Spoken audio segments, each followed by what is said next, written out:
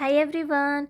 In this quick tutorial, I will show you how to layer your image under or above your notes or other images using Kilonotes.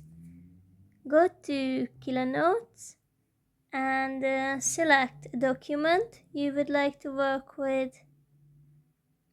And now, if you click on the image icon and upload an image, then you can see this layer below.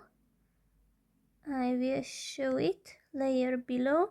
So now you can see that my text is above the image, but if I click on layer above, then the text will not be visible anymore. And again layer below, so we can see my text as well on the image. That's basically it. Thanks for your attention.